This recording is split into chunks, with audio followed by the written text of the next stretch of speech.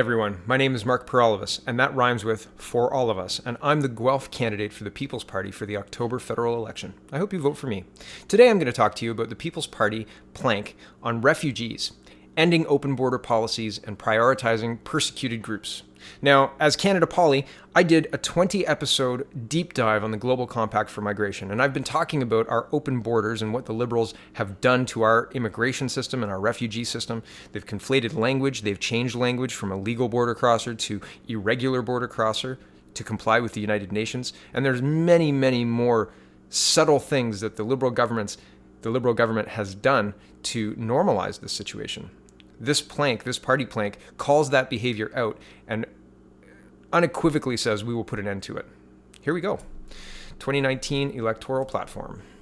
Issue: the Liberal government is deliberately attempting to erase our borders. Over the past 3 years, it has done nothing to stop the flow of tens of thousands of asylum seekers illegally crossing our borders. Accepting all these refugees will cost Canadian taxpayers billions of dollars. Moreover, in 2018, Canada welcomed more resettled refugees than any other Western country, more than the United States, a country with 10 times our population, and as many as all of the European Union. The UN's Global Compact for Migration, which the Liberal government signed last year, aims to normalize this kind of situation and to make it easier for millions of people to move to Canada and other Western democracies at will. Facts.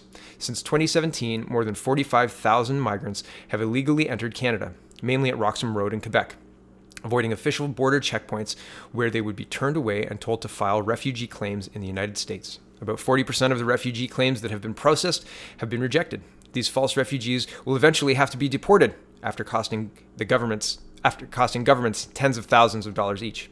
A report by the Parliamentary Budget Officer found that the federal government spends on average about $14,000 for each asylum seeker crossing into Canada outside of official border points. The total annual cost for federal agencies to process these claims is expected to reach $396 million in 2019-2020. It does not include expenses incurred by the provinces, territories, or municipalities which pick up costs related to social services. And I just want to point out here very quickly, this is me, not the policy platform, the budgeted amount of money for 2018-2019 year, so the 2017-2018 and 2018-2019 had $172 million budgeted for illegal border crossers. And that is not nearly enough. They spent more than that in 2017-18, the fiscal year 2017-18, and they spent more than that in fiscal year 2018-19, right? So it blew it out of the water, in fact. It totally killed the budget a couple of times over. They spent almost $1 billion, right? This is a lot of money on non-citizens. It's incredible. So, and I've done reports on this as well. Here's our plan. Our current refugee policy is unsustainable, costly, and it is being abused by false refugees at our borders. This must end. The moral obligation of Canada's government is to first help those in need among our own population, and then to give priority to real refugees. A People's Party government will accept fewer resettled refugees. See also the immigration policy linked. I've done a look at that as well. Take every measure necessary in partnership with our American neighbors to stop the flow of illegal migrants at the U.S.-Canadian border. Declare the whole border an official entry point for the purposes of refugee claims to send back to the U.S. anyone trying to enter Canada illegally. Fence off the areas where illegal border jumping is prevalent, such as Roxham Road in Quebec. Rely on private sponsorships instead of having the government pay for all the costs of resettling refugees in Canada. Stop our reliance on the United Nations for refugee selection.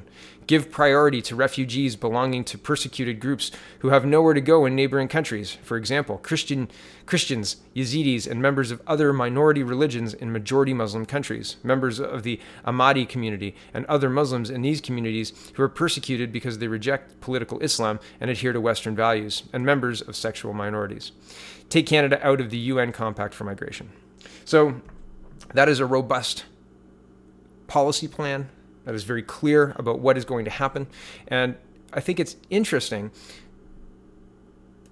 These 2 points, declaring the whole border an official entry point and fencing off the areas where illegal border jumping is prevalent. What Justin Trudeau did was, instead of moving to spend money to fence off the area and prevent border crossing at Roxham Road, Justin Trudeau built a compound to house people and to facilitate people coming in. This is not the message you want to send.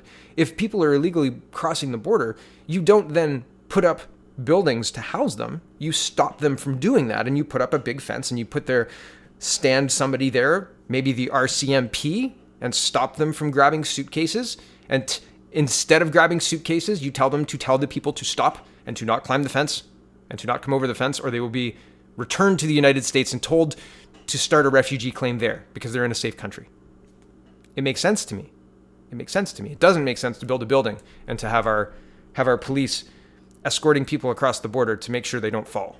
It seems very, very strange because it doesn't help Canada and it costs taxpayers a lot of money.